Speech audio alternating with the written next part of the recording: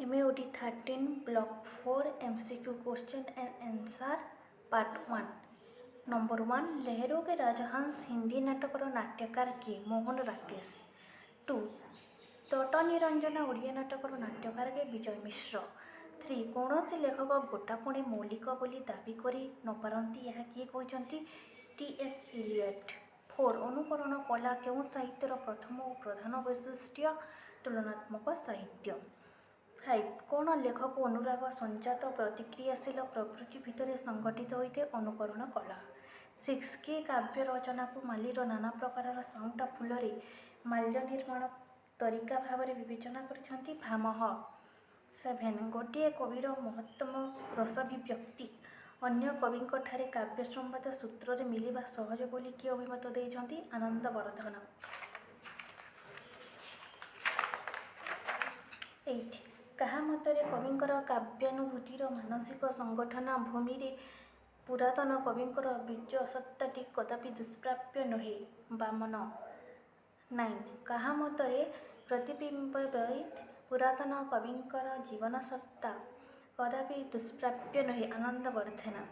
10 अन्यर भावछाया निजर कविपण को आच्छादन करुवा हेतु अनेक कवि अन्य छायायनीर कवि भाव में क्या चिन्हित होती बामन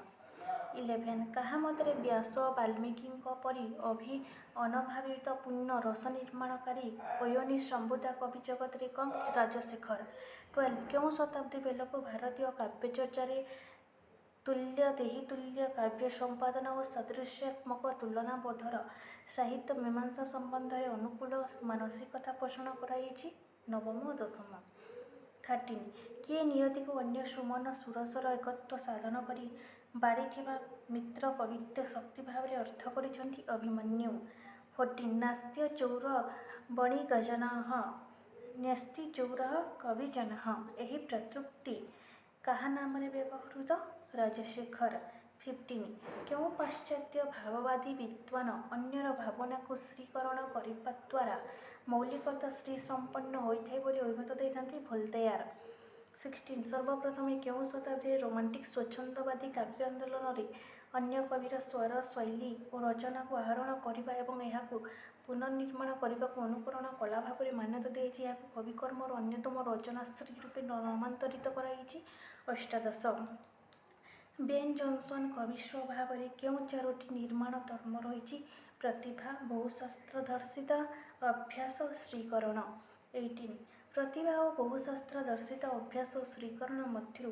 क्या महत्व भावर आस्वादन वितरण प्रसंग भाव में देते श्रीकरण 19 जर्मन कवि हेनरिच विचार में सुंदर कवित्वर एक सौभाग्य उद्रेक किए अवलंबन कौन अनुकरण बा इमिटेशन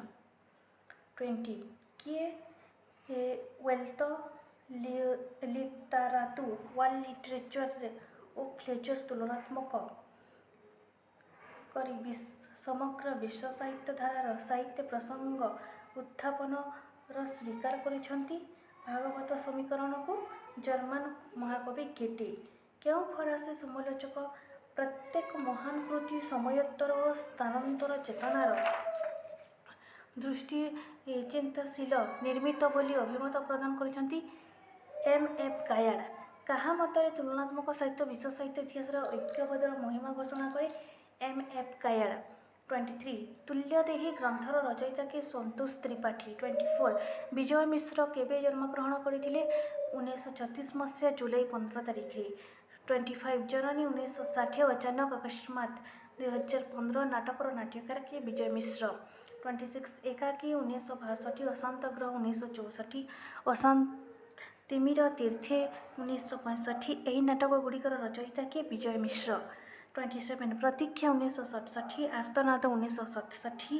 सागर धीरे 1967 शववाहक मान 1968 यही नाटकर रचयिता के विजय मिश्रंकर अन्य नाटक गुड़िक हूँ असत्य सहर 1968 जाजाबर 1968 एटी सेठी सबुठी 1971 दुईटी सूर्य दग्ध फूल को नहीं 1972 जादूगर 1974 निषिद्ध स्वप्न 1967 तट निरंजन 1978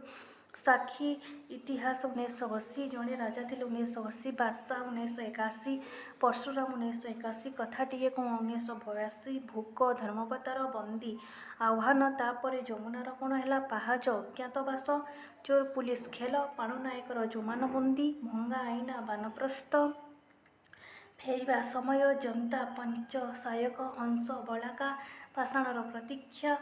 अन्य अरण्य चंद्रचोरी लग्न निधि बाबू घरे अछ मनीष हाट लास्ट ट्रेन तांकर एकांकिका गुड़िक होती तारी लगी लेवल क्रॉसिंग कौन से एक नाटक चतुष्कोण कोठरी भालू उपद्रव 29 शववाहक माने दुईटी सूर्यदग्ध फूलକୁ ନେଇ जादूगर चंद्रचोरी तट निरंजना यह कि प्रकार नाटक परीक्षाधर्मी नाटक 30 विजय मिश्र केउ नाटक 1980 मसीह ओडिशा साहित्य अकादेमी पुरस्कार पाइथिले जादूगर 31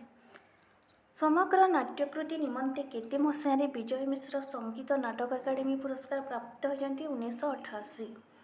32 केते मसीह विजय मिश्र बानप्रस्थ नाटक सकाशे केन्द्र साहित्य अकादेमी पुरस्कार प्राप्त होती 2013 विजय मिश्र केउ केउ नाटक चलचित्र रूपायन होती जननी असंतग्रह और जाजाबर 34 विजय मिश्र वृत्ति कौन थिला इंजीनियर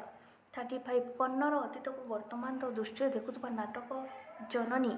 कहार प्रथम नाटक विजय मिश्र 36 विजय मिश्र केउ नाटक हेमंत तार जन्मर गुणसूत्र खोजी खोजी हताश अशांत ग्रह 37 विजय मिश्र जीवनर केउ पर्यायर परशुराम नाटक रचना करते मध्य 38 कौन अन्वेषण कले मिलिब तिमिर तीर्थर पतिता नायिका नंदिनी एक संग्रामशील जीवनर भग्नांश नायिका पाटदे 39 नाट्यकार मोहन राकेश केबे केउठी जन्मग्रहण करथिले 8 जनवरी 1925 मसीह पंजाब अमृतसर सहर में 40 लाहौर ओरिएंटल कॉलेज क्यों विषय रे नाट्यकार मोहन राकेश स्नातकोत्तर एमए शिक्षा समाप्त करते हिंदी और संस्कृत नाट्यकार मोहन राकेश केउ विश्वविद्यालय अध्यापना कार्य करते मुंबई शिमला और दिल्ली नाट्यकार मोहन राकेश पिता नाम कौन थिला करमचंद 43 कहार कुलानीय साहित्यर संगीत साधनार प्रभाव मोहन राकेश को विशेष रूपे प्रभावित करथिला करमचंद 44 मोहन राकेश 1962 और 65 मध्य केउ मासिक पत्रिकार संपादक थिले सारिका 45 नाटक क्षेत्र में क्या मसीहा कहला मोहन राकेश 46 कहा मतरे जीवन प्रति अगाध अतुट आस्था और मानवर जीवनर अपूर्णता भित्ति संपूर्णता पाइबाकू अंतहीन अन्वेषण सार्थक नाटक नामकरण जदि करा जाए ताहेले से हेबो मोहन राकेश जयदेव तनेजा कहते 47 अधे अधूरे नाटकटीर नाट्यकार नाम कौन मोहन राकेश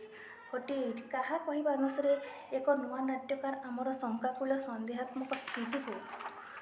अधिक बढ़ाऊवा प्रक्रिया विरुद्ध एक अनवरत लड़ाई जारी रखिंट से आमर आत्मस्थ संतुष्टिर भावना को सबु समय आंदोलित कर रखिबारे प्रतिबंध एथिरे पीड़ार चेतना जागृत कर रखिबापी जो पीड़ार मानव अस्तित्व बढ़ी पारिब नहीं सत्यदेव दुबे 49 अंधेर बंद कमरे अंतराले ओ अन न आने वाला कल उपन्यासर उपन्यासिक किए मोहन राकेश 50 नई कहानी कहार कहानीर रचना मोहन राकेश।